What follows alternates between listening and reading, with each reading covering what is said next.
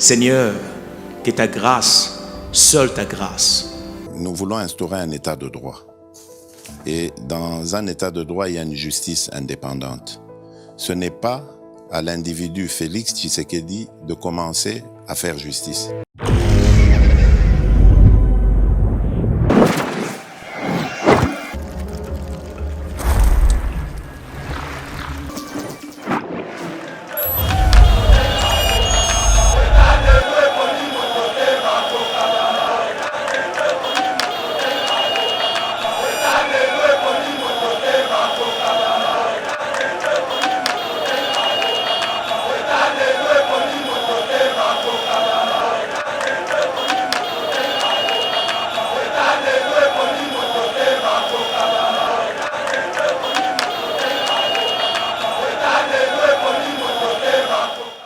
Député Zolo Bango bien. Et nous connaissons les autres Zangabino pour pointer Rwanda d'Ivoire. Bon, Bango vérité. Nanyaza derrière Makamboyo. Le fameux premier ministre Bukanga Lonzo. Il y a un avant de jouer le Kolomo Katomboli Likolo.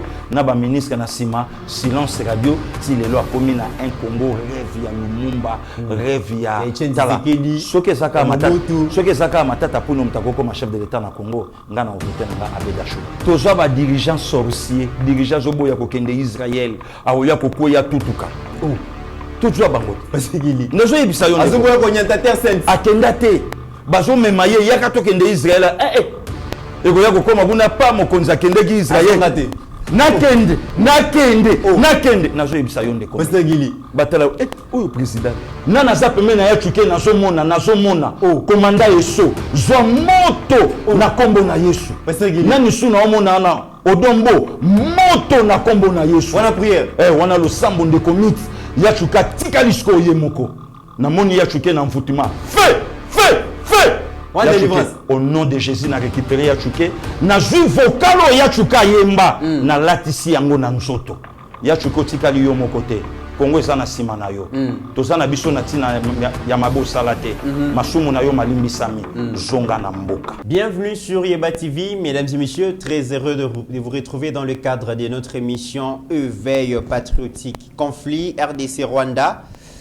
L'effet de vouloir la paix, la fraternité et la solidarité entre le peuple de la sous-région n'est pas en soi une faiblesse, a fait observer le président de la République démocratique du Congo, président Félix, na Rwanda, azalaki bongo na visite officielle 48 heures, alekisi bongo na Congo-Brazzaville, azalaki na Oyo, bokoyo ka déclaration mokonzi, mais finalement, c'est un chef de l'État révolté, un chef de l'État déterminé à faire porter donc le Rwanda ses responsabilités par rapport il y a insécurité, instabilité aux Izali Koumela depuis 2 décennies dans l'Est et la République démocratique du Congo. Et si sur le plan diplomatique les chefs s'activent, sachez que sur le plan militaire, beaucoup de commandos sont dépêchés dans la partie Est de la République démocratique du Congo. Hostilité, ils ont repris Bongo, l'élo a 2 heures. Balobi FRDC, Balobi baza déterminé à concilier sa question oyo, il y a M23 et puis armée lobby bako kendeti nasuka pour qu'on neutraliser M23 namba allié. C'est un message très clair. Germain Kambinga, un acteur politique qui n'est pas de lobby. C'est-à-dire que tant oyo président Félix a commis vis-à-vis na Rwanda, ils ont rappelé fin ya carrière ya coalition FCC Cash. Rwanda face à l'attention parce que ce qui présente Félix a joué bâton ya bongo et Zala Kamala Mouté. IGF, rapport explosif sur la gestion de la GECAMIN. Mesdames et messieurs, ce pays a été dirigé par des pillards, des profiteurs, des prédateurs, des voleurs et des gens 5 heures. Ce n'est pas moi qui l'ai dit. Il y a un rapport qui est publié le 31 mai ici. Torotangi la bino ezali kambo ya chiffre. Bandeko bo fungola matoi boyo ka ba chiffre oyo Congo et perdre en termes ya mbongo. Albert Yuma en réalité azalaki Yuma te. Ayebaki lo ka bandeko sala mais bokoyo ka ikoka musabino. Demain le 7 juin 2022 la République démocratique du Congo accueille le roi Philippe, roi des Belges, dans la reine Mathilde. bakoya lobby pour la visite officielle.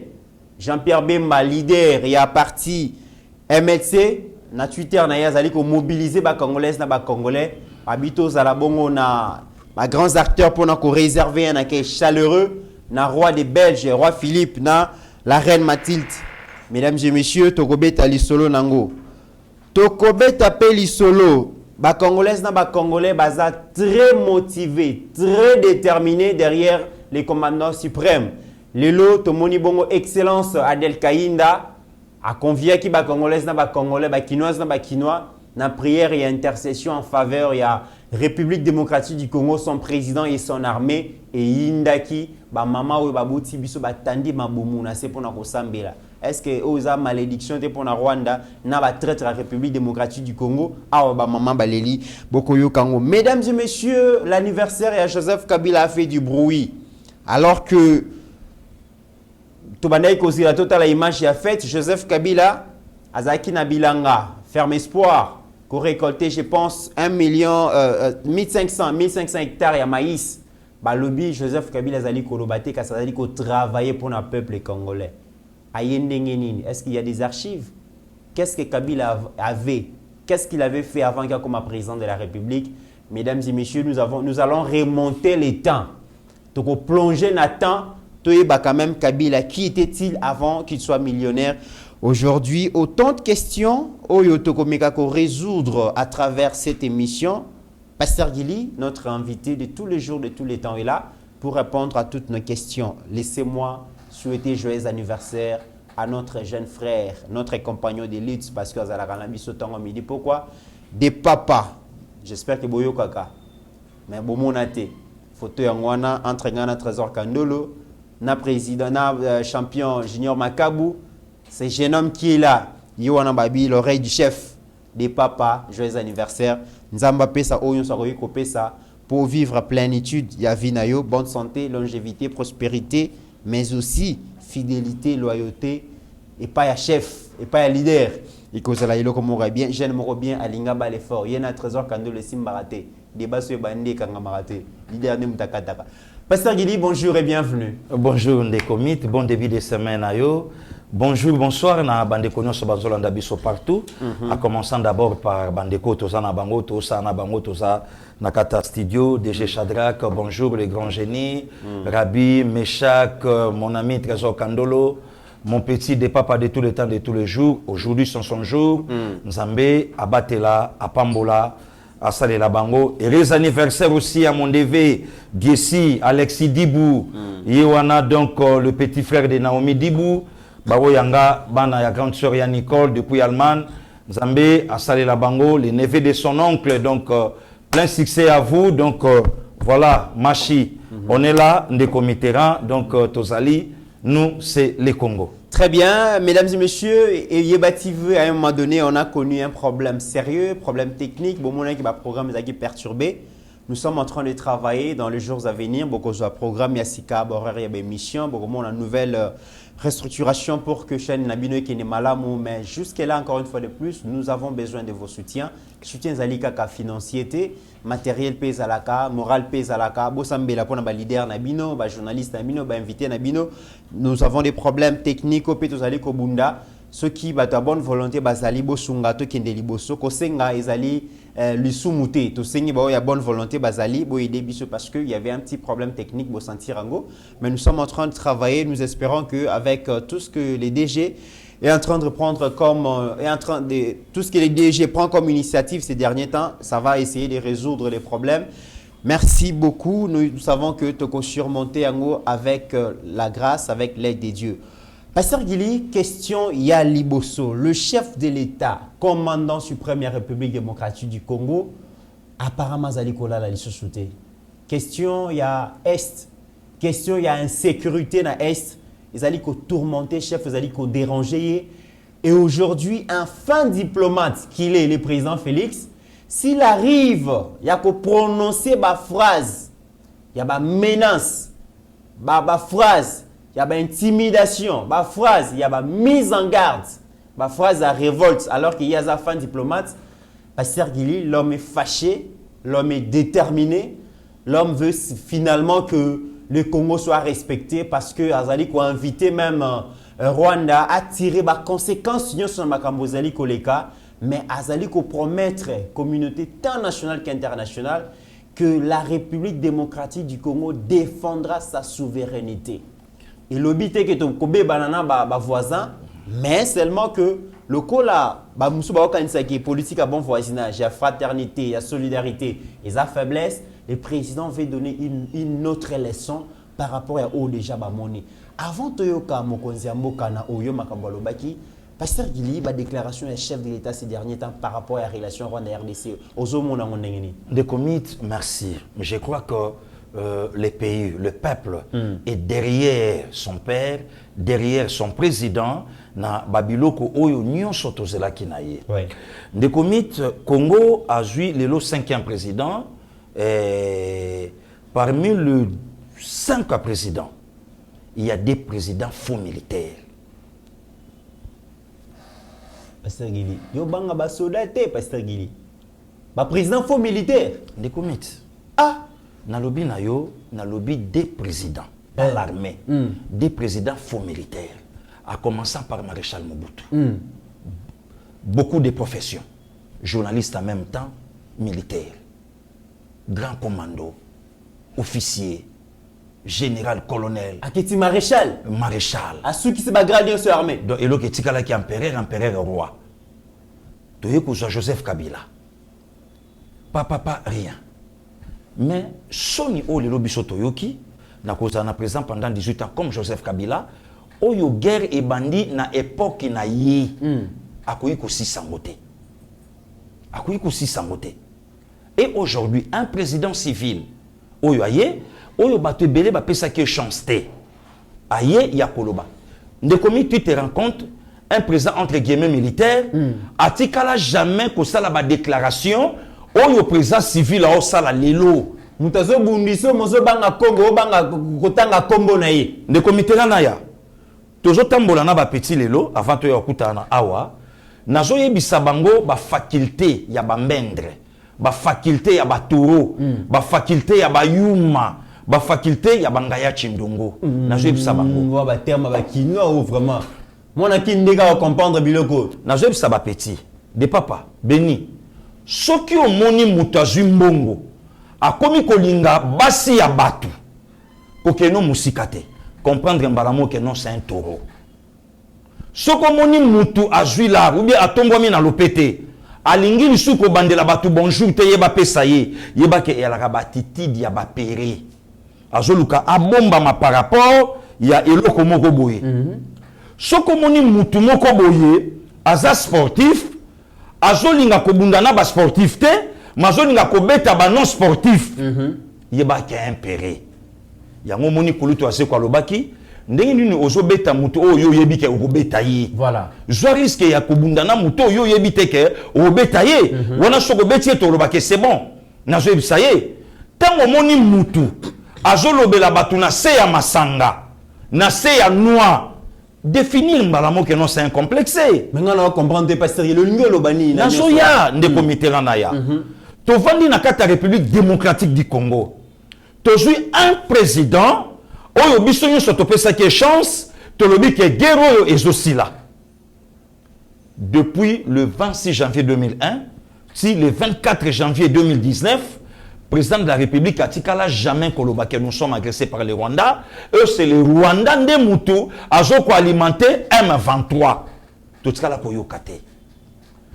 Le président civil est venu au pouvoir, devoir à domicile à Batounsou Balobi, to kondimaye ceux qui mourra ba respecter. Ba traiter la kabiso moura, ya batoyo mitwe salakate.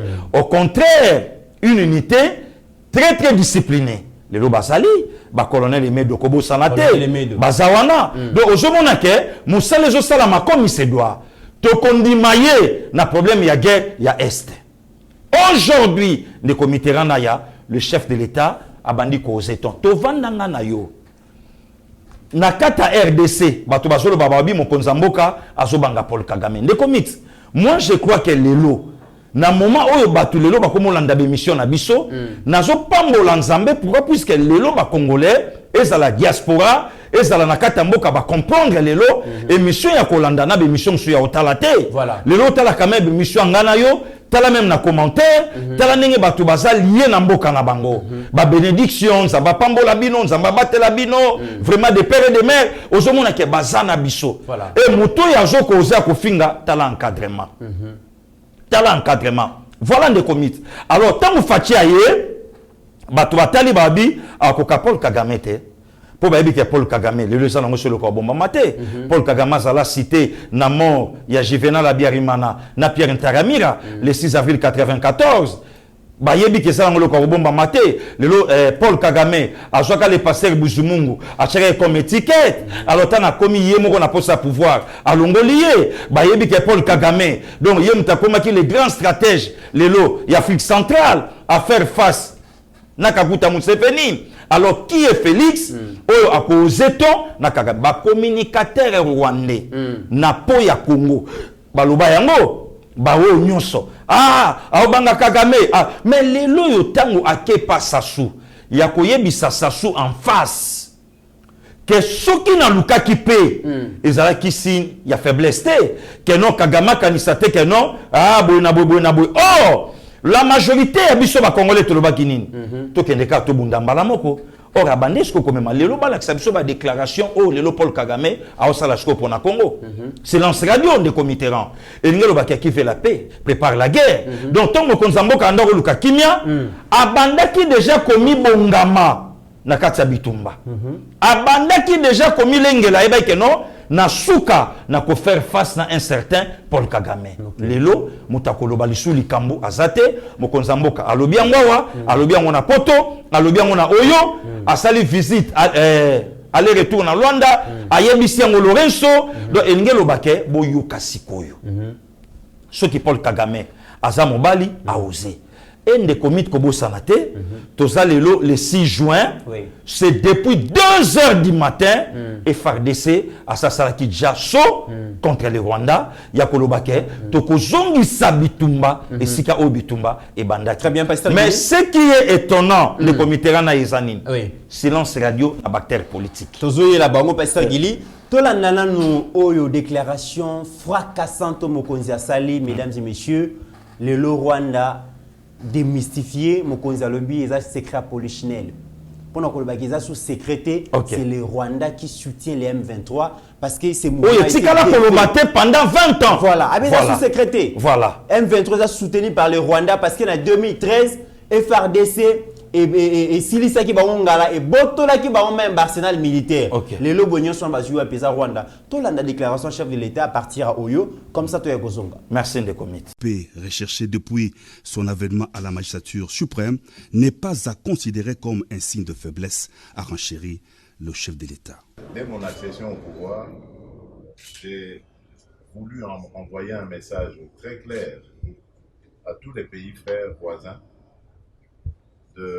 Un message de paix, un message de solidarité pour que nous puissions ensemble nous liguer pour faire face aux difficultés du moment dans le monde et dans nos pays et tourner ceux-ci, nos pays, vers le développement plutôt que vivre les tensions du passé. Et j'ai toujours soutenu qu'il fallait plutôt construire des ponts au lieu de construire des murs. Ça a toujours été mon leitmotiv. Malheureusement, aujourd'hui, nous en sommes là où nous sommes. Je suis le premier affecté, comme je le disais, et j'espère que la situation n'en restera pas là. Ce que je voulais simplement dire, c'est que le fait de vouloir la paix, la fraternité, la solidarité n'est pas une faiblesse. Ça, on doit le savoir. La République démocratique du Congo que je dirige et celle que je veux voir, c'est un pays où règne la paix, la sécurité, l'hospitalité, parce que notre pays l'a toujours été. Mais cela ne doit pas constituer une occasion pour des voisins de venir nous provoquer.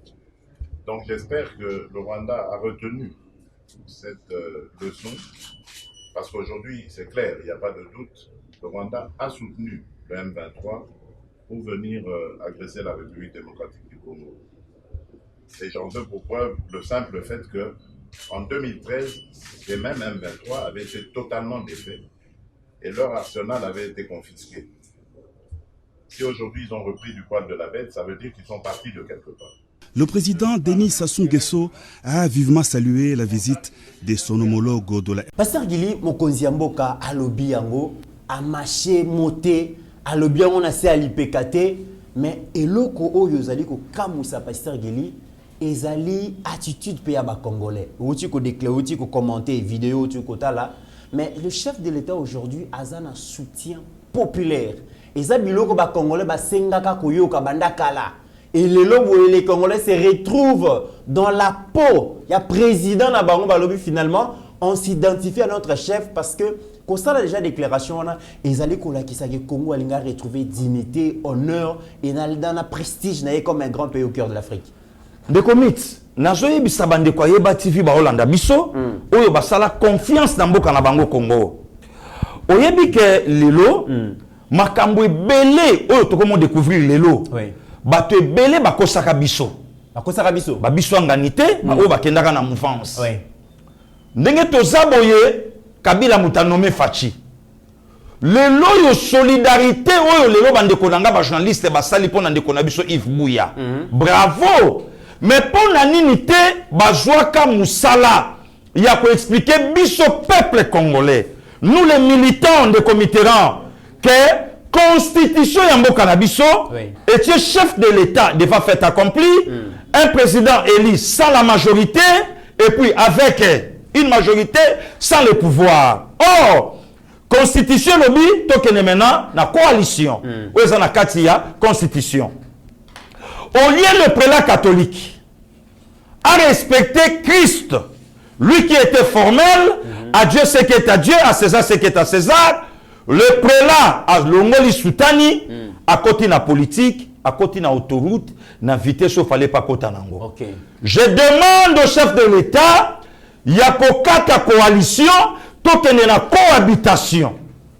Oyo na kata constitution ezate. Voilà encore ba dérapage, voilà encore ba pétage. Oyo ezofanda même na kati ya mitu, il y a bateau entre guillemets ba centre.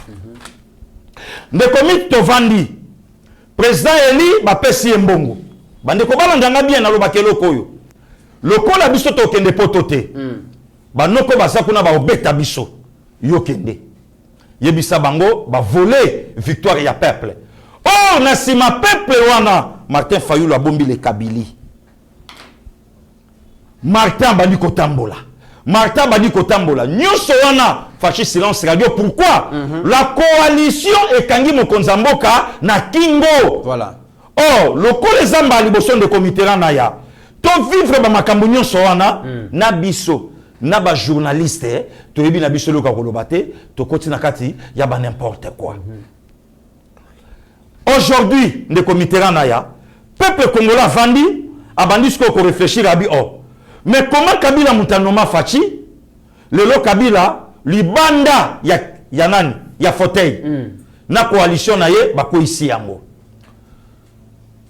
Bakor et Salama. Entre-temps, je l'aime.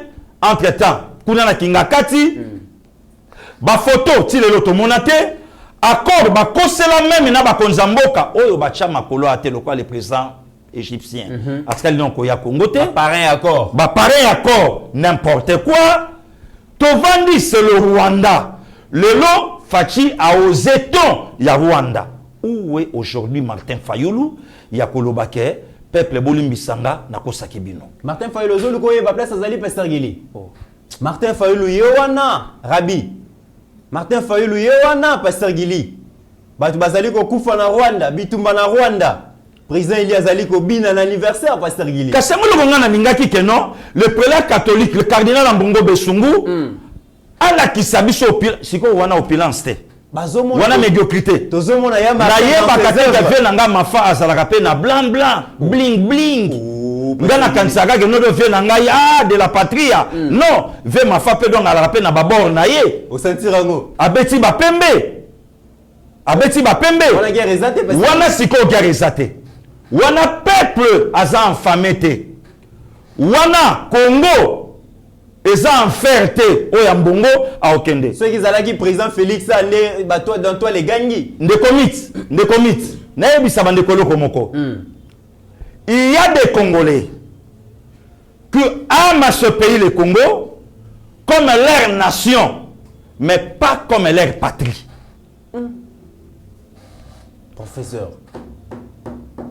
En tout cas, échappé la compréhension n'a pas servi. Échappé au dernier de comité. N'alobi bien, il y a des Congolais. Oui. Oyo balingi mbokoyo. Le col la nation na bango, mais pas comme leur patrie. Explication. Merci de comité. Nation na lingala mboka, mais patrie na lingala ekolo. Il y a une très grande différence entre mboka na ekolo. Yo parce qu'on a fungola yo mukende comité na ya. Kulutu Noël Chani aye na loi. Loi oya tche pona ko batela mboka bato ba ko accéder na ba fonction ya l'état bazala de père de mère congolais. Mais cela ne veut pas dire que ceux qui mutaza de mère yamboko yonda congolais. Cela ne veut pas dire aussi que ceux qui mutaza de père yamboko yo aza congolais. Cela ne veut pas dire aussi ceux qui mutabotami na papa gabonais na maman camerounaise abotami na Congo ndaza congolais. Et lobi bongote akoki pe kokoma mokonza mboka te po aza congolais. Non. Akoki kokoma mokonza mboka te makoko koma député. Oui. Sikoyo loi chanie ye et lobi attention. Ye koyi kokoma. Akoyi kokoma ma attention eza na babiloko oyo eza réservé na ba de père et de mère. Voilà. Il y a une maman congolaise, maximum de respect en elle. Aleka abomba sa vie te. Alobi nabotaka na un Camerounais oyo mwana ngai na bomi libala na tata na ye na kenda na bala na boti na congolais na bandeko na ye. Mais jour Cameroun azobeta na Congo mwana wana zokumisa Cameroun na ngai mama na gangi na yoki somo mwana oya yeba tata na yeteke Camerounais. Des personnes à loyauté partagée. Makila et gangi. Je voulais dire quoi par là puisque Ero Bakulutu Jean-Louis bafungoli babu couvert bandako koma alo babi mais petcho alobi makambo que il y a des Congolais oyo balingi Congo comme leur nation mais pas comme leur patrie. Voilà. Katumbi aujourd'hui c'est un Congolais. Martin Fayoul aujourd'hui c'est un Congolais. Aujourd'hui Joseph Kabila aujourd'hui c'est un Congolais. Zoé aujourd'hui Congolais. Congo c'est leur nation mais ce n'est pas leur patrie. Patrie ezaya ba Félix Antoine Tshisekedi Tshilombo. Patrie eza biso ba Pasteur Gili. Patrie eza donc de différence eza pourquoi bango bazana besoin ya oyo Congo eza nango. Oui. Mais bazana besoin te ya patrie. Patrie eza ekolo. Patrie eza ya biso ba de père et de mère. Patrie eza ya biso bana mboka. Yango moni Félix alukaki coalition. Le col eza l'intérêt ya ba Congolais. Oyo bazui Congo comme leur nation. Yepa boyi akota na jewana ya biftek à s'enrichir. Abinga na na bino ndenge mon côté. Moi le Congo eza patrie nanga, eza nation nanga loko abinote, eza patrie nanga. Donc engeloba ekolo nangai. Donc ngana bino toza ndenge mon côté. Yango moni Joseph Kabila aye kozwa mbongo na nation na ye. Sa deuxième nation. Aye kozwa mbongo na nation Katumbi évidemment. Tout ce monde wana. Mais Fachi azobunde la patrie na ye pour akolisa yango. Tozoye la wana. Voilà le Mitterrand. Voilà. Différence lelo oyo parfois tam somoni batu mususu bazokoye bate ndenge nini makambo ezokende. Voilà ndeko mi. Pasteur Gili to clôturer dossier à Est oyo parce que dossier à Jekami ezali kozela biso anniversaire pe à Jikaka commentaire ezebele. Pasteur Gili likambo ya Est oyo président de la République ce qui lelo azali ko indexé directement Rwanda bato bazali koluka baye ba origine ya likambo oyo euti wapi. Tolanda député national moko série wana premier ministre Zali Bongo Augustin Matata Ponyo l'homme à la cravate rouge député wana macha ba moté À tout même Premier ministre, vous allez combattre, vous allez protéger Bayini Yamboka pour une raison. Voilà. Vous allez mais ceux qui vont comprendre que les députés déjà vont décrire la situation. Série à Matata. Après Bokolanda Lelo, l'état de siège au chef de l'État a décrété dans 2 provinces, Ituri et Nord Kivu. Mais l'état de siège, ils ont dérangé les politiciens Ming. Surtout les ressortissants à Nord Kivu et Sud Kivu. Ils ont l'état de siège. Armée et raison pour nani l'état de siège. Mesdames et messieurs, Bolanda extrait à 2 vidéos. Comme ça, pour clôturer la série, il y a Likamozo, le Kana Est. Honorable Président, je sais qu'il y a un problème de temps. Je préfère résumer le document que j'ai préparé pour l'Assemblée. Le texte, vous le trouverez dans la presse, je l'ai mis là-bas. En résumé, je voudrais parler de la question de la sécurité. Le Premier ministre, quand il a été désigné, il a promis de résoudre les problèmes de sécurité à l'Est. Notamment, nous attendons le retrait de l'armée monoethnique qui règne en maître depuis plusieurs décennies à l'Est. Nous voulons rappeler que cette armée qui sème la terreur est installée depuis la création de la rébellion RCD. Sous le E+4, la même armée est maintenue. Mutebu Chouvier de Bukavu, il s'installe à Kichanga, au nord Kivu, plus rien ne bouge. La même armée devient CNDP, la même armée devient Bosco Baganda, et ce sont les choses qui se font et se refont. Je voudrais en appeler à la communauté nationale ici représentée pour dire que la population en a assez avec les politiciens de l'Est du pays. Il faut que les gens le savent. Les députés du Nord Kivu se sont réunis la dernière fois, ont déposé un mémorandum qui sied chez le président ici. Ils disent que les tireurs de ficelle sont bel et bien ici à Kinshasa. Pourquoi, monsieur le Premier ministre, vous ne voulez pas qu'on le pointe du doigt? Que protégez-vous, monsieur le Premier ministre? S'il y a insécurité, puisque les gens de l'Est qui ont commandant suprême de l'armée, ils ont eu ministre de la Défense que voici. Ils ont eu tout. Conférence de Goma, toujours Pango. Conférence de... C'est toujours eux. Pourquoi ils ne veulent pas parler de qu'est-ce qui ne va pas chez eux pour qu'on demande maintenant à l'Ouest d'intervenir? Comment l'Ouest va intervenir sur des questions qu'ils veulent cacher? Disons ce que vous ne savez pas. Premier ministre, ouvrez la boîte, qu'on vous dise que tel est dans cette affaire. Qu'on vous dise cette armée mono-ethnique, nous ne voulons pas de tribalisme militaire. Monsieur le Premier ministre, vous entretenez l'armée ethnique sur place pour quel intérêt? Alors, si vous ne voulez pas, dites que c'est votre affaire, vous êtes prêt à vendre le pays. Si c'est ça votre affaire, n'oubliez pas la nation et dites-le nous clairement. Nous voulons faire savoir ici que si ce gouvernement ne décide pas de terminer l'affaire, apprenez les militaires mono-ethniques qui sont là-bas, alors, disons-le clairement, vous trahissez la nation. Il ne faut pas qu'on ait peur de vous le dire. Je crois qu'il faut le noter, la nation en a assez avec cette question de tourner autour du pont, quand on vous demande de relever les militaires qui y sont depuis longtemps. Nous sommes prêts à vous dire, tel citoyen qui est ici est dans cette affaire. Vous ne voulez pas qu'on le dise. Pourquoi? Donc, je crois que ce n'est pas nécessaire de dire plus que ça. Je conclue en disant que la ville de Goma, pour tendre la main à l'ouest, a voté contre Villa Kikanda pour lui dire, nous, les gens du Nord qui vous trahissent. Vous de l'ouest, venez nous aider. Demandez à ces gens pourquoi ils trahissent leur pays.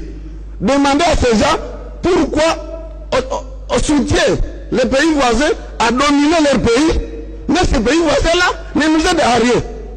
Quel est le problème?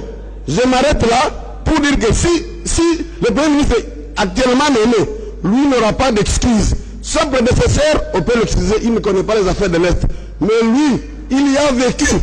Si, encore une fois, comme le ministre de la Défense sortant, il a déclaré ici, en réponse à ma question, qu'il va retirer tous ses militaires.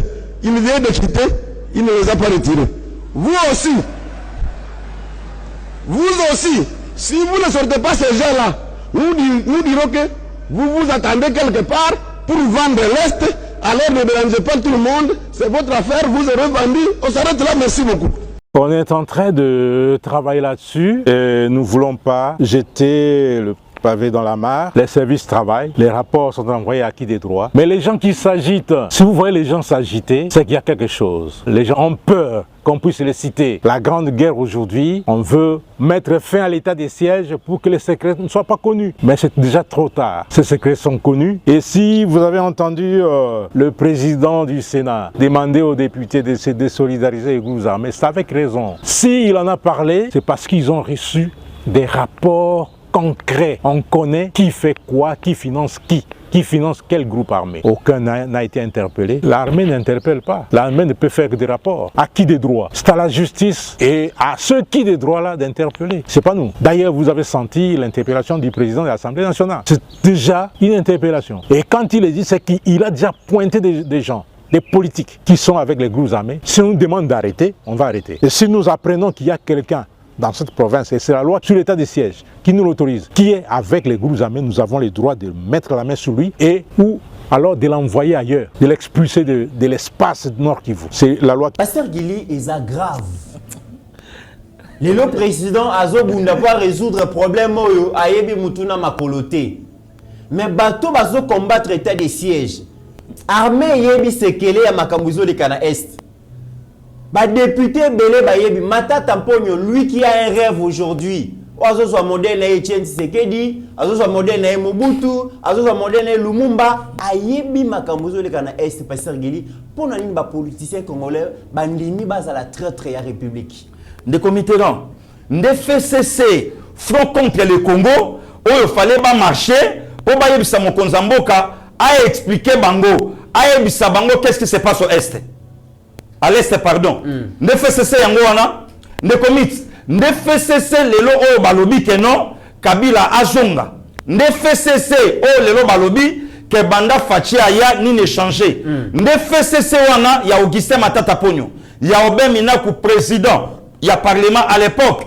Mais c'est honteux. Et à Sony, t'as laissé qu'un problème est bandit. Député à Est, a pointé gouvernement. Yamatata Moussapi. Abibo Yebili Kambuna. Wana Félix Antoine Tshisekedi Chilombo. Combattant, militant. Bagaz Nanzela na UDPS. Batu bazo kufa. Batu baola taba cravate. Voilà le qu'on a ébissuyo. Il y a des Congolais qui aiment ces pays comme leur nation, mais pas comme leur patrie. Tala. Vérité, Yangoyo. Ba créer problème à Est. Pour basala makamboyo, ba koyi kosala. Ndeko mit. Oyambanga na plateau na yo, na betela oli solo. Fatia y na pouvoir abi, je vais déboulonner le système dictatorial dans mon pays. Oh! Et ça le la vers de terre, ba juissel, ba boa lié. Abandi. Tout le monde du Moutounion Salobaki. Même le président et le Sénat. Alors le chef de l'État, Makamounion Solo ba ana pamba to Zélandais yo aussi lisa. Problème ya Est. On dirait y mutabandaka yango. On dirait fachi shingom na bango. Bango ba marché. Et si les secrets le poids, allez le gota bokela bango bison na poubelle. Dit n'importe quoi. Le chef de l'État a dit, je vais déboulonner le système dictatorial. Bravo. Le lot déboulonnage est salami. Voilà. Mais ils ont un système moko. Oyo etikali o fachi faut à déboulonner. Pese bandi koningana. Système économique. Vous comprenez des comités. Or, Est, Eza coin et Sika Ombongo Sali. To créer insécurité, des comités Ranaya. To vanda awa likamba M23. Pourquoi Batunyo son moka et Tinda na Est, ba menaça M23 ba chapé, le lo bangwana na trochon, oh ngana yo to likaka chaque jour na cimetière comme Mamadou Ndala, le 3 janvier, je crois 2014. Un jeune homme à moins de 40 ans a massacré M23. Le vieux Mbouza Mabé perd son âme. A Niati, à Moni Rwanda. Général Baouma. Soukawana. Yango qui député lobby. Ba tirer la ficelle. Ya problème à S. Awa. Na Kinshasa. Bosco Taganda. Oh. Mais biso ba Kinyarwanda to benga ngo. Na tanga Bosco Taganda. Yo beka obeta ngo. Wana bino ba Bantu. OK. Wana bino ba Bantu. Biso ba nilotique. To benga ngo avec élégance. Pour ça ba kombo na biso. OK. Taganda. Vous comprenez des comités. OK. On a biso manilotique. Donc faut to benda yango bien. Donc moi goût ezala. Alors bien lobi ngana zaka na mécanicien. Ba bengi ngai na pouvoir akine. Na ye ba pesinga peta colonel quelque temps après général. Tout ça lambongo na biso. Delphin ceux qui kaimbi ceux qui kiimbi. Kaimbi. To vandawa ba jui azonganda kulobia ya mutu akufi. Plusieurs versions. Moi, c'est à l'obi arrêt. Koto yo pendaison. Koto. Tina lelo na ndenge mtakota na sa mabele. Et yebana mutu na makolote. Le général Baouma. Père son âme.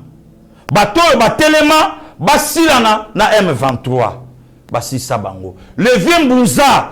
Amoni Rwanda. Nakota. Biso kansa yo sa baje. Ale zongawa. Vieux wana na tronçon. Ya cimetière à Gombe. Alalakawa.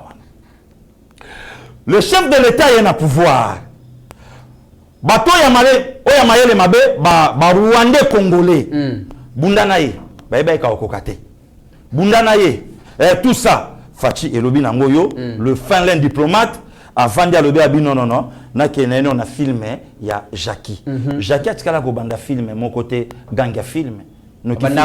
Abandaka bolole na suka nango to gangi to bimisi ne video licha wana triko na nani awana lipeka yo anozo pepa donc ndenge mo pe na fachilelo nde commit député zolo bango bien et nous koni les ozanga bino bo pointer Rwanda di doigt bono bango vérité nanya za derrière makambo yo le fameux premier ministre Bukanga Lonzo ye wana vandi azu le kolomoka tomboli likolo na ba ministre na sima silence radio ti lelo akomi na un Congo rêve ya Lumumba rêve ya tala soke saka matata pono mtakoko ma chef de l'état na Congo ngana voter nga Abedachou nazo yebisa yonde comité puisque oye communauté ko sakana na mboka tala problème ça c'est depuis 2012 tala problème oyo tango bandi kolobela yango no bandi makambo este bato nyonso lelo bazocha makelele le cardinal Ambongo silence radio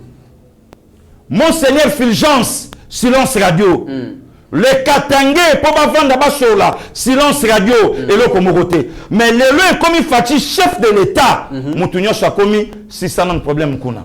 Non, l'ongola biso état de siège. Ba l'ongola état de siège au profit de qui? Armée alobiango. Armée a utolo bango. Abi to sali ba rapport nyonso. To yebi na batu nyonso. Qui finance quoi? Qui finance quoi?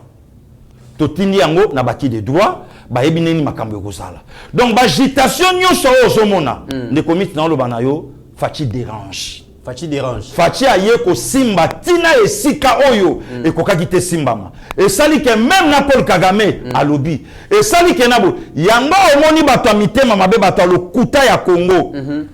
Bazui ba côté internet ba côté na réseaux sociaux. Balobi Rwanda a convoqué réunion moko ya ba pays de l'Est. Au Congo pas ce qu'on a pays de l'Est.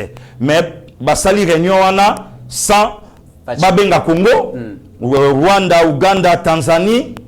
Babengani balobi bochanga maboko wana Rwanda bochanga maboko pona bundisa Congo nyonso no kansini de comité le kuta pour permettre ba décourager FARDC et mamba le kuta.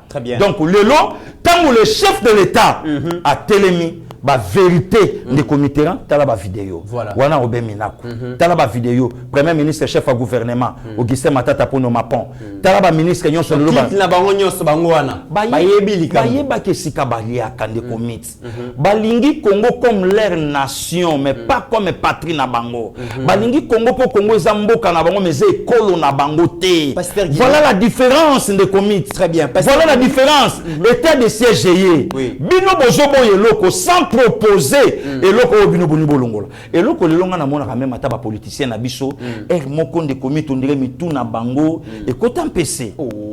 Je te dis mais bozobo ya état de siège mais bo proposer Pasteur Guili. Oh, na moment où tout ça, Mokonzambo Kassatem na peuple congolais, toye ba vérité.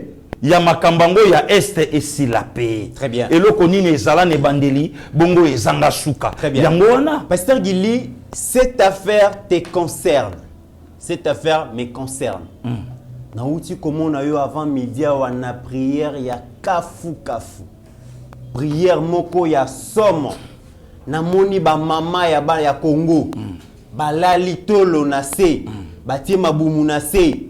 Balobi soki biso ka neto botaka ba congolaise na ba congolais likambo est o ekosila e yinda ki legolo la cathédrale ya centenaire protestant ba congolais ba sambeli sur le plan diplomatique bitumbezo bundama sur le plan militaire ezali koyinda sur le plan spirituel ezali koyinda.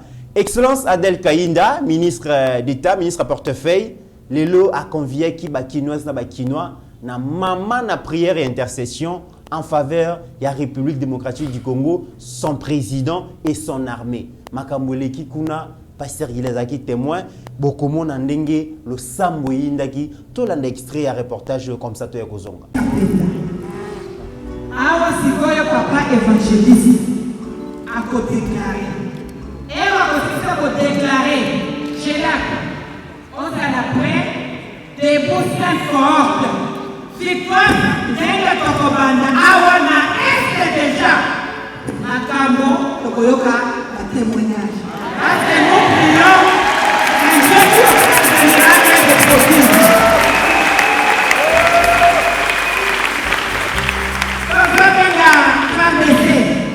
Makolo. Jehovah Sabaoth apprécio. Fardese. Otomoko à côté les médaillotés. Fardese. Tango Monguna Koya. Loko la fleuve. Molimo na Nzambe. Apokimi Sabango. Na Kongo na Yesu Kristo. Yo Fardese. Yo République démocratique du Congo. Amen. Amen. La maman, bitumba oya este. La maman bitumba oya este. Biso la maman tokotaka. Tokomissione. Kopo mapiso. Na biloko nyonso ya Congo, toza nango droite. Jusqu'à tel point qu'on est humilié. Ma maman, je suis convaincue et j'ai la foi. Dès la soeur de ma poye, tellement n'a pas, maman, tellement n'a pas. La journaliste, vous faites la mission là. Tellement n'a pas, maman.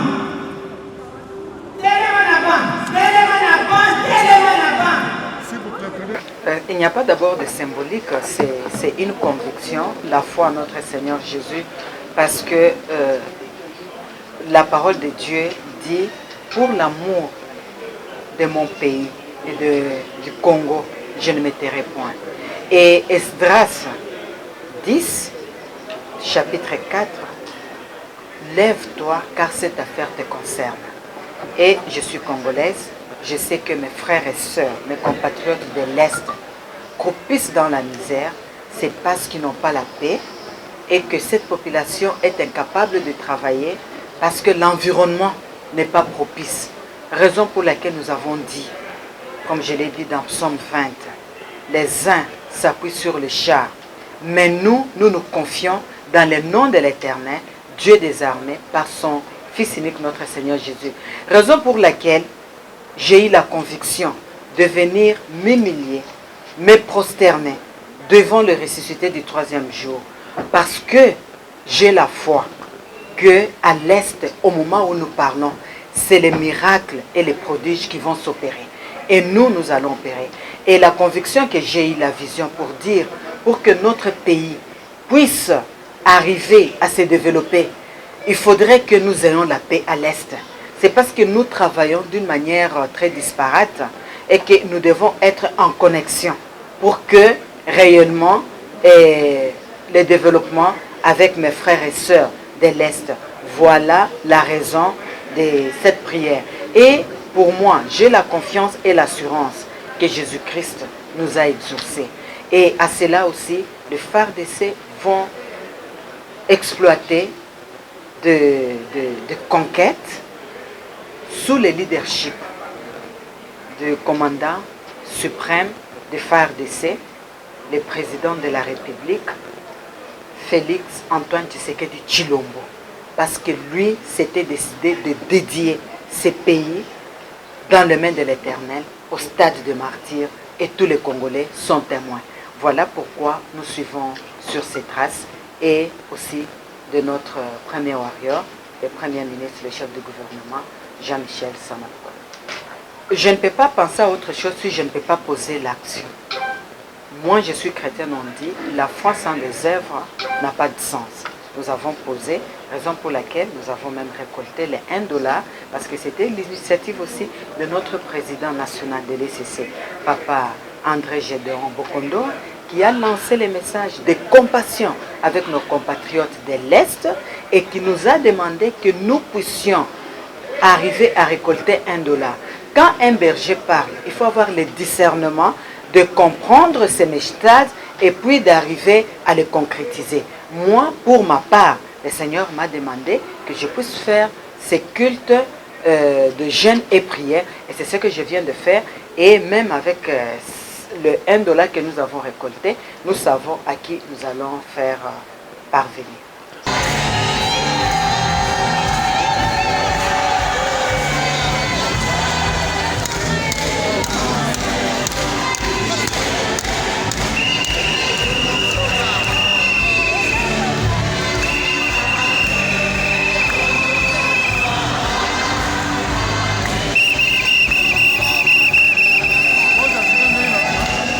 Pasteur Gili Touti Kolanda, prière ya Kafu Kafu, Balobi, Congolais, lève-toi, car cette affaire te concerne.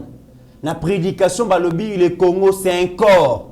Ce qui misapi moko ya nzoto, ezali kosala pasi, c'est tous les corps qui souffrent. Le Kola Est ezali na Bitumba, c'est que Bitumba ezali na Congo Mobimba. Alors Congolais, lève-toi, car cette affaire te concerne. Mokonzi mboka bunda ye mon côté, biso nyonso to sangana na sima ya mokonzi, na sima ya FRDC, to bunda pour na partie Est ozali partie mboka na biso, to kolonga. Pasteur Gili, expliquez biso qu'est-ce qui s'est passé finalement la prière intercession.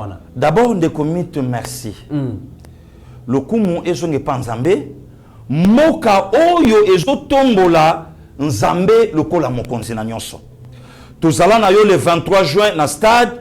Au monde ndenge mokonzi mboka zwaka mboka abonzeni ya nzambe moko ya ba problème yango wana tozwa ba dirigeant sorcier dirigeant zobo ya kokende Israël aoya kokoya tutuka tozwa bangote Pasegili nazo yebisa yo azobo ya konyanta terre sainte akenda te bazo memaye yaka tokende Israël ekoya kokoma buna pa mokonzi akende ki Israël nakende nazo yebisa yo ndeko Pasegili batala oyo président nana koya na fayawa nakeye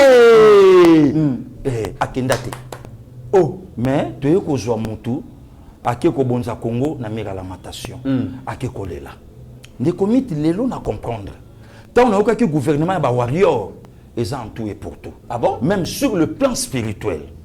D'abord bravo à madame la ministre d'État en charge à portefeuille Adèle Kaina la princesse oyo asali preuve ya foi na ye mobilisation ya journée moko ya samedi mais cathédrale mais atonake esprit ya nzambe oyo ezalaki kati na ye etambolaki na bato oyo balingi Congo lokola ekolo na bango ndeko miti na yoki mawa na yoki somo na moni ministre d'État en charge d'aménagement du territoire. Guy Luando. Oyo danse. Excellence Guy Luando pinga somo. Mekado namoni ba trace ya combattant. Ya centre péniel. Ya ministère à combat spirituel. Namoni ngo pa Excellence Guy Luando. Prière ya kafuka. Donc Excellence Guy Luando zo betama babilo kwa boui. Abu Kakak. Na prière donc zo sentiment que ça va. biso d'ailleurs kotala l'excellence Julien Paluku. L'industrie. Ashdazo la kisa. L'industrie qui parle. Bozo sentir Mokonza Obina. La dame de fer Gisèle Ndaya. N'en parlons même pas. Ne comité souki kaka na gouvernement ya ba warrior te. Honorable Anne-Marie Mbila Mbangu ya PPRD. Elle était là. Na prière ya mboka. Azo Sambela, Ozoka. Honorable Caroline Bemba, Yekutu, il y a union sacrée, mais to kansa ke ba diable, ba démon, ma seke, ba bon de la terre. Honorable Smith Kapenda, ba zo bon de l'ensemble, Ozo monake, ça va. Ne commit, oye salami lelo, na lobi na yo, ba effet na moto komo na. Na ba officier militaire, pasteur Gili. N'en parlons même pas. Ba pété héroïne na ma peka même. La prière. Et le baki nango papa na biso mangobo a telemi boazo sala a bi soda mubina kabele 20 soda mubina kanelo kona yena lipeka soda musa kubina musa kutala mutasi et puis soda mubina kalokwa civilité papa mangobo a telema na tenya lobi soda museka kato sa kumona ndenge pete musa kupola na mapeka mais otali officier le comité na pamboli Congo Congo, Rwanda, honorable Guy Luando. Rwanda a un problème. Le comité, honorable Guy Luando, il faut que jour une intercession. Nana yeto banda osala. Ba Congolais ba kotili comme. Qui aurait cru qu'un ministre d'État na charge d'aménagement du territoire, tala honorable Guy Luando. Nalobi na yo tala madame la ministre à portefeuille. Alelisi ba maman Ami tandi na mabele po azangi nini. Ba maman balali na mabele. Le commit madame la ministre aye 5h20 sentinelle ya fungolaka lopango ya église akomi na nte. Azoka moi yaye pona ni toko sambela. Le comité là na 2 Chroniques chapitre 7. 2 Chroniques chapitre 7, je crois verset 14 na ba 15e verset. Nzamba zopesa ba stratégie ya guerre. Alors, cette fois-ci, vous bundate. Le quoi, vous bondeli, vous sali, vous sali, vous sali, vous bêta kaka ba trompette ba kelelo. Nazo livré banguna na maboko. Mira Jericho quoi? Mira Jericho quoi? Na le yembo. Que Kagame ne pense pas que FRDC o ya zo mona wana na bateni bangote. Ba ange ba kiti ba obunda na bango. Même makambo ekosalama de commit tokoyoka ba témoignage oyo ekosalama na katamboko yo. Voilà ici ka balobaka mbisi abanda kopola na mutu. Mokonza mboka zwaki mboka abonzeli nzambe lelo tala madame la ministre ya portefeuille na bande konaye ya gouvernement ba sangani ba mama Gisèle Ndaya au senti que ba zobondela ngakutu na ba natala katana musika olena kangaka miso ya komona kaka ono excellence Guy Luando awa prière de kimi omoni excellence akoyi nakendaka na yamba yawa et osa mobulume excellence abuaki ba moto moko ya osakana te excellence abuaki ba moto en tout cas excellence Julien Paluku donc yekutu mazoko tindika na est fait encore qu'on la place ils terreur na la bougenne de comité ngabinde de comité voilà excellence Julien Paluku betana no yoka au beta biloko nini fire yesu azotanga bamboka ruchuru masisi rumagaba bako do yesu azotanga ona bakombo zika moto esika bobomba mina mabulu moto eki Nathalie on mama Gisèle Ndaya azobeta kaka azobeta ngamona talinga abi Seigneur mboka oyo zo reconnaître yo mboka oyo zo tombola yo lo sambo oyo kaboli ya Laurent Sokoko Eza le sambo ne kaboli bango mais prière nte kaboli ya Laurent Sokoko na ya chuke na ya chuke wa yambo or ya chuke ayebite ndeko mit ya chuke mwana nzambe ya chuke Yachouke ne bon mona yowana. Asei. Frère en Christ. Oh te pasteur Gili. De commit. Pasteur Gili. Wana na ndimangota. On dimité. Na boyango. HD alukela biso nzembo oyo bayembaka après nzembo ya franc congolais. Ezala nzembo ni. Nzembo bayembaka ya makambukaka ya bitumba. Tokufa pona Congo. Tokufa pona Congo. Zo vocal ya suka. Yachuka lela. HD alukela biso ka parti ya suka. Alela ni pasteur Gili. Basalaka yachuke Papa Wendo. Na papa moko basalaka dio. Papa Kabila kobanga te. Wana papa Wendo akolela siko na suka ba. Papa Kabila kobanga te. Wana ya suka. Bipai na bipai. Makambo yezo sala malelo. Makambo mama de la sali lelo na Congo. Botolonga. Initiateur nango. Oh kasi wa yambo. Ah bon? Oh. Jo moni excellence Guy Luando. Akoti masolo. Kasi wa yambo déjà salela ka yango na ba 97 98. OK. Oyoka prière te na cha. Apparemment na bossa ni Pasteur Gili. Wa yambo alela. Na lela ndeko mi. La Pasteur Gili batu bayoka. Bana mongolo ya kato lo chwaye. Ah OK. Bato ba bete mebe ba otochwela. Iso mato sangane elongo la bokonje kiso. Jina Bikande Félix Tshisekedi. Très bien. Alobani. Bana mongo boya to sangana. Kasi Guy Luando te. Ah bon? Akotiti. Lucien Kofa kotiti. Christian Bosemba kotiti. Bakoti. Ba passer Gili Bokola bakotiti. Très bien. To koti yango. Wana wayambo. Mais makamoni osimba suite. Pour makambo ezo sala malelo. Ye initiateur. Asenga bat bakota bat bakoti. Bana mongolo yaka. Isoma biso nyonso. Makambo na obeta fayula yebi langira te. Akomi place mo ba mine beta langira. Mbrada na mbrada. Menga yo na ola lisango de komi. Fayula yeko sala nini wa Pasteur Gili. De komi na la lisi langira. Na la lisi yango. Ya beta yango te. Ayebi yango te. Banda mongolo yaka. Bo lo cha bato ba bete me ba. Oh, de komi ba otochela. Isoma biso nyonso. To sangane elongola bokonze kiso ya chukeli pasa. Sikoyo ba prière o ya chuka zo sala po ezokende wa. Tala nzambe mutakangi ya chuke kangola ya chuke. Ya chuke nazo bimiso na mabulu ya chuke nazo bimiso na ba chaîne. Ya chuke nazo bimiso na envoûtement.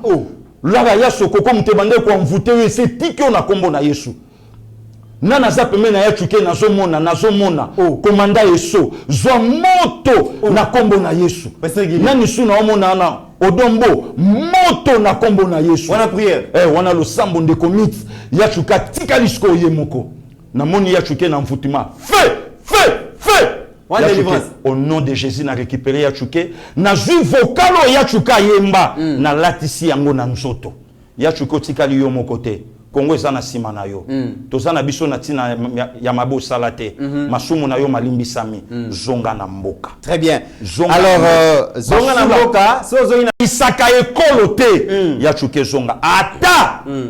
Ata. Mutambongo aboyi yo. Biso Congo to boyi yo te. Zonga. Très bien. Ya chuke zonga, yaka na mabele bakoko soko ye.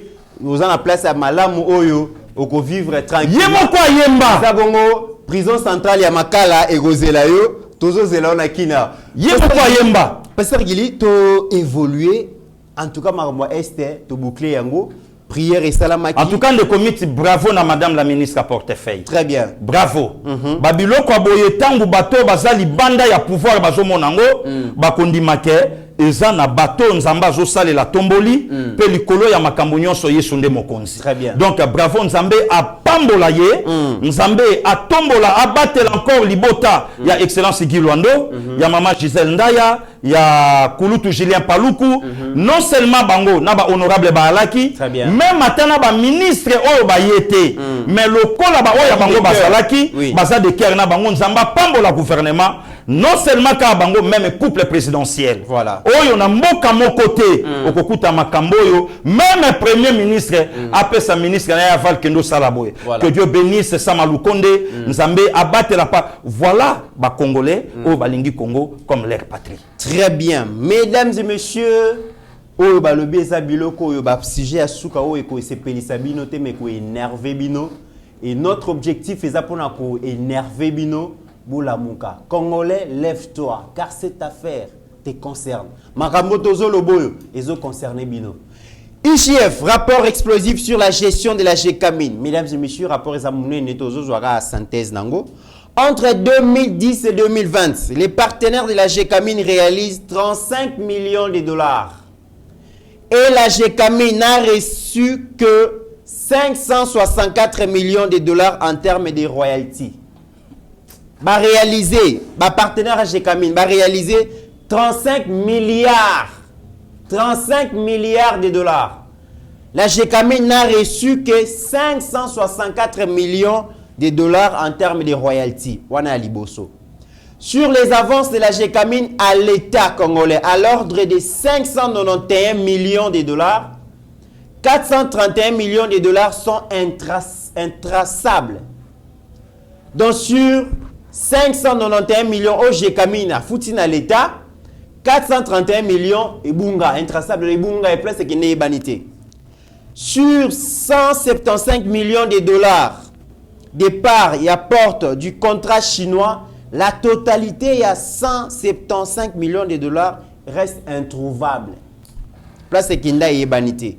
Na 2000 GECAMIN a une réserve il y a 35 300 000 tonnes il y a cuivre. Na 3 millions il y a tonnes à cobalt. Mais en 2021, elle n'a plus de réserve disponible que de 9 300 tonnes il y a cuivre. Na 1 400 tonnes il y a cobalt. Rapport aux mesdames et messieurs résumé, ils ont relevé que il y a une perte de plusieurs millions de dollars il y a GECAMIN au profit des sociétés étrangères. Cession irrégulière il y a actifs miniers, n'a entreprise étrangère. Mesdames et messieurs, où est moi 2, 3, 4 chiffres on a la kisibino, bota la cruauté, prédation, pillage. Oyo bandeko na biso Joseph Kabila et ses alliés basali na mboka oyo. Et na période wana mesdames et messieurs Albert Youmazala qui est DG à GECAMIN après a commis président à conseil d'administration à GECAMIN. Fek. Mbongo nyonso. PCA. Voilà, mbongo nyonso. Ekei wapi. Toko sangisa yango parce que toza suna temps mukete. Entre-temps, Joseph Kabila fête son anniversaire. Azali ko récolté, je parle, bozomo réalisateur Amiso Rabi, Azola qui ça commence que Kabila Azali ko récolté 1500 tonnes ya maïs, oyo ya ba congolais te mais oyo ferme na ya côté kayaye na mwasi na banote. Qui était Kabila?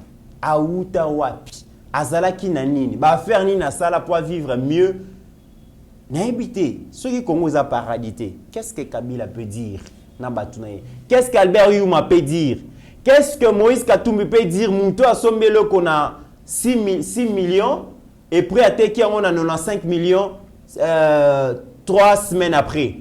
Pasteur Guili, dans tout ce que je viens de dire, n'a habité, placé dans moi Momoko na likambo. De comité soni na mawa. Ya koyoka makambo. De comité na ya. Omoni agitation nyonso. Bah, soi-disant, bah, leader Katangé, bah, Sali, c'était dit à rapport. Il y a rapport à IGF et à GECAMIN. C'était dit à rapport. Kabila Kozonga na une scène politique. Moïse Katumbi Koluka réconciliation. Kotobo Naboy. Nyon Chanel Kadi à Makamboyo. Des comités, au Totanga, bah, partenaire, bah, récolta dans 8 ans, 35 millions, 35 milliards. Mais GECAMIN a joué 564 millions. Donc, une affaire, il y a 34 milliards et volatilisa na maboko ya batu. Ekenda. Lelo yonga na otu na cardinal Ambongo. Oyo salama. Ako placer mon si vraiment azama mosali na nzambe ya solo, loin de l'esprit de Dieu. Et que Soutanio Azola t'a appelé. Et lui, il est le successeur. Il y a apôtre Pierre, selon hiérarchie, il y a église catholique. Est-ce que l'élo a coquille vraiment koloba makambo yo atiapé maloba? Or, à l'époque makambo yo salama, président de la République Katangé entre guillemets, gouverneur à Katangé entre guillemets, premier ministre Katangé entre guillemets, aucun n'a pas département yo gouverneur à banque Katangé entre guillemets. OK donc c'est Katanga Nemutu à faire à genuer GECAMIN. Oh, le lorsque baniba kotsa na mitu ya batu que grâce ya bande konabiso ba kasayen nde ba komi awa nde yango wana biso vie komi passé. De même aussi makambo le kai na France et pas Marine Le Pen.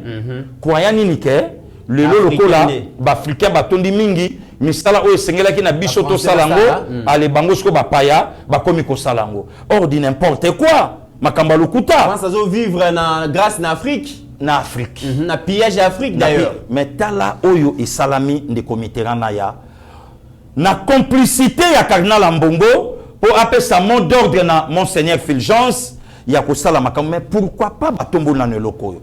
Et si ka bakei kota la pasteur Ngoyi Mulunda na prison, pasteur Ngoyi Mulunda tanga vandi na cachot na cellule na ye azotala Moïse Katumbi na Joseph Kabila ba opesa na mbote.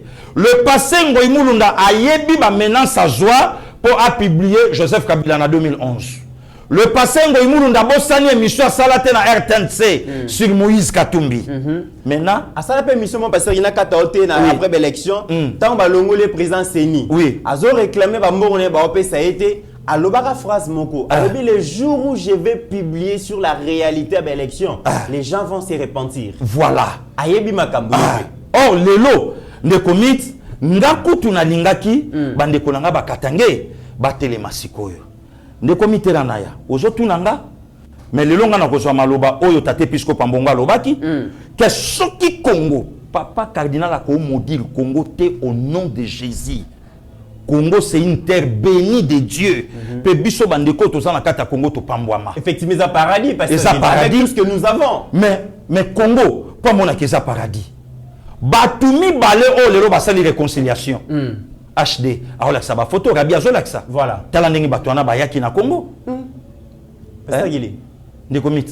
Wana ebandeli na baona Congo. Oh. Ndeko mitera. Ebandeli na baona RDC. Na zolo bana yo Photo. Photo yango wana ya bato mbale moko liboso moko na sima. Tala même na muto akomi le lopembe makasi. Tala ndenge azalaka na bambongo na ye ndenge toyoka ka balobaka mais tala pembe ya flou. Siko Congo ezala paradis te. Tala ndeko mit Congo ezala paradis te. Congo paradis te.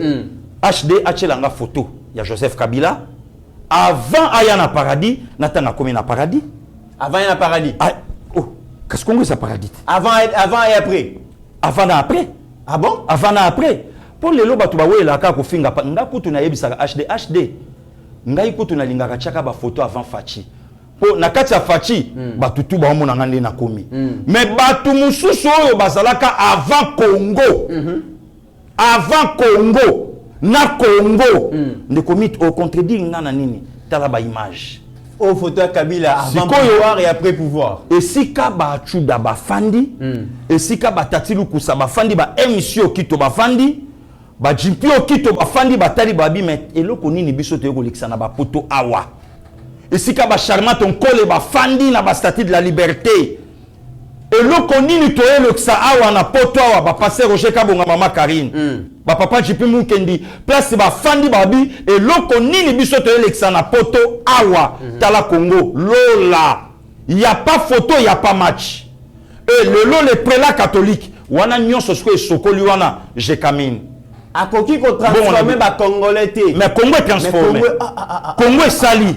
Les preuves ils sont là. Lui qui était rien, il est devenu le Seigneur. Tala hectare. Azolongola. Ya Congo na 4 sesate. Para Congo na 4 sesate. Mon mari travaille en silence. Na o nyonso bino boyamba ye. Congo yamba batu. Tala le 2 personnes au tribu pénétreuse va pénétrer bango. Bango moko pauvre. Mais tala bateau bandima ba pia bango province na bango. Tala ninge ba faire à genoux bango, tala ninge bango ba telemi. Moi je croyais les comites. Je pensais que ba katangé ba telema ba yamba Équateur, ba yamba Congo central, ba yamba Kasai. Bayamba bandundu bayebisa Kasai bazola kisangai croyant que yom toza démon nanga nzoka démon nanga ikatangi zanga imoko katanga ngai moko katanga. Mesdames et messieurs, donc makambo nyonso moni ndeko mit bravo encore na Gilles Alingete que le Dieu du ciel abatte la tatoyo. Très bien. Puisque c'est pas facile. Il y a que ça le rapport avec des chiffres. Il faut être courageux. Il y a Kobi Misango patriote. Et puis voilà patriote que soit Congo comme patrie naye mais c'est comme patriote bimi. Voilà. Voilà ne comité naya le lojomona nde yango le lomona ki ba agitation nyonso mona ki kutu Jeune Afrique a publié. Alobi détournement a utilisé terme moko détournement du siècle. Du siècle. Mesdames et messieurs, bah émission Tozo Sala, en tout cas dans ce cas thème Motomonagi le la prière, cette affaire nous concerne tous. Lève-toi. Congolais, cette affaire nous concerne tous.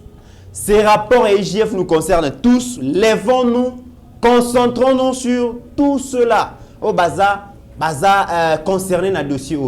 Tu identifier bateau nyon so bazar auteur à débat et à la fin des comités, oui, tu as la fête. Voilà. Et à la fin, tu as la vie. Tu as les locaux bateau ba komi nango. Les locaux ça sous na ba commerçanté. Voilà. Ce qui bateau loko ba katumbi balinga yi Congo. Allez pas ça la paix banque loko la ba papa de koloba salaka. Très bien. Les lots selon ba recherche à passer gili loko tu keno po mutu à salata banque na une affaire à ba 100 millions. Voilà. Donc au salango et bandi ko permettre bandi ko nanga ba katange ba so kata crédit. C'est grave. Mais ba yeko sisé, ba yeko botola na oyo bango basa nango entre autres chez Camine. C'est grave. Le comité na ya bandaku na Katanga, j'ai Camine alaki na cité na ye na ville. Tala ndenge bandaku était Camine. Tekama. Ndako chambre salon. Commission ba opesa na agence immobilier. 20%. Ndako chambre salon ba teki yango supposons $1000, mais na kata $1000 bolongoli 20%. 20%. Après le lot, moutaya côté le man non, le comité, c'est le moment. Peuple congolais sikazali. Soka yebi ke Congo ezama belé na ye. Totalement to batela mokonza mboka.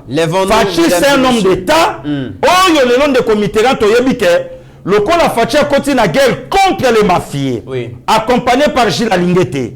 Ba misalo mitu ya bato ekufaka. Ma ça c'est un makaba poison. Bato babo makabatu. Maintenant to accompagner mboka na biso na prière. Makamboyo, madame la ministre Kassali. Tu accompagnes Mboka na Losambo. Tu battes la chef de l'État. Guerre a ça déclenché. Oya lobiango dit tout. C'est le Rwanda. Ndemuto aja armée M23. Le parrain à M23. Batunyo sur le loba yebié. Batangi na bango na Kombo. Et ça nango sur Likambu. Yakobo Mamate.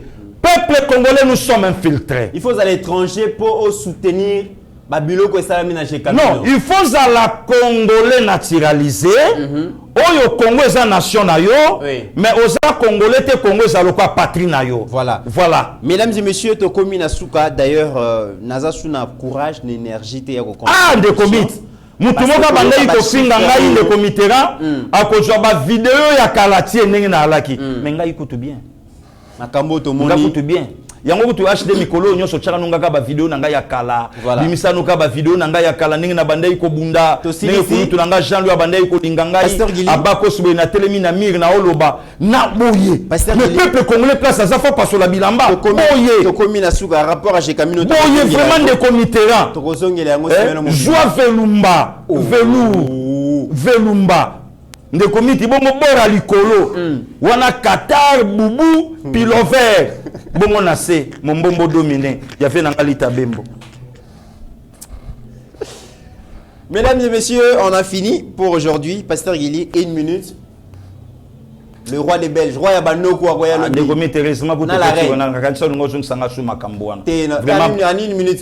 vraiment bravo donc Kouloutou Jean-Pierre Bemba à sa lobby donc lobby tout réservé à Keya Malonga pour na bango.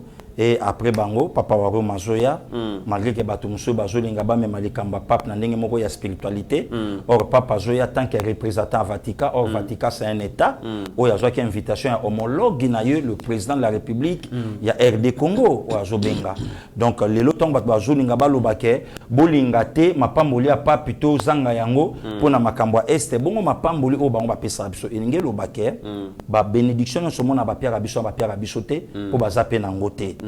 Donc au lieu de se soucier d'abord dans la situation où ils ont les canaux est, on va se soucier de la bénédiction à pape. Bon, on va m'apprendre tout au tout moment. Voilà des comités. Donc bravo Nayo, bravo na bande konyon so balandi biso. Qui m'y a na mabota na bino, il faut tout comme à niveau, tout coûte à nasko na aimons le Congo. Voilà. Tout vandi makeno Congo ba pia bisoboy.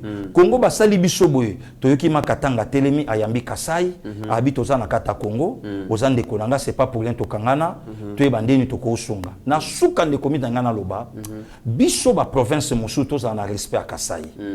C'est pas pour rien zamba zwaka chakango centre à Congo. Ce qui province wane za la kate, de pelotam mosuto za boyete. Ce qui peut partir le quoi IDPS za la kate yango zo mona lelo, ba osala par tous les moyens.